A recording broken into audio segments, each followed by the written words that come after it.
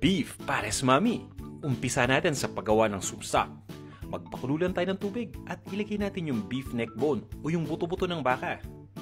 Naglalagay din ako dito ng carrots, celery at sibuyas na tinali ko lang sa loob ng cheesecloth.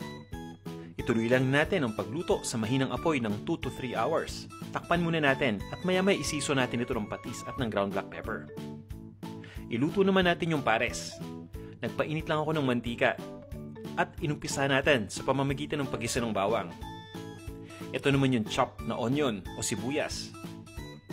Ilagay na rin natin yung luya. At ituloy natin ang paggisa hanggang sa tuloy nang lumambot yung sibuyas.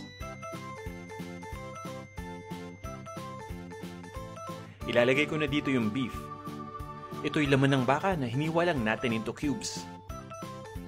Ituloy lang natin ang paggisa hanggang sa mag-light brown na yung outer part.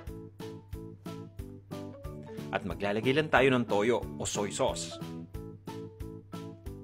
Ilalagay na rin natin yung ating homemade na beef stock. Ito yung kaninang pinakuluan natin na beef neck bone. Pabayaan lang natin kumulo yung mixture at maglagay tayo ng star anise. Takpan lang natin yung cooking pot at ituloy natin ang pagluto hanggang sa lumambot na yung beef. At pwede tayong magdagdag ng additional na beef stock kung sa tingin natin ay natutuyuan na. Ito naman yung brown sugar o yung tinatawag natin na asukal na pula. Maglalagay din tayo ng asin at ng paminta. Haluin lang natin ito at iset aside muna natin. Ngayon ay i-ready na natin itong noodles. Ang gamit natin dito ay yung fresh noodles o sariwang noodles.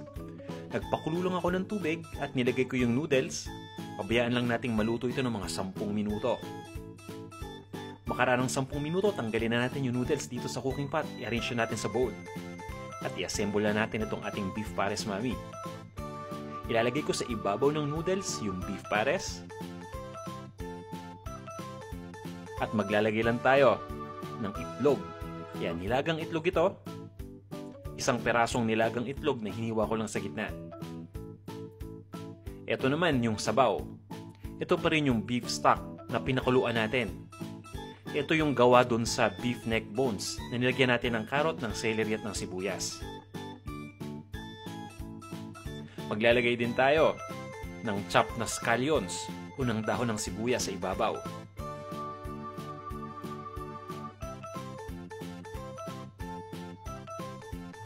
Yan, ready na to.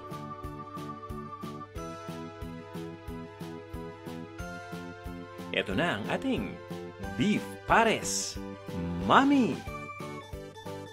Tara, kain na tayo.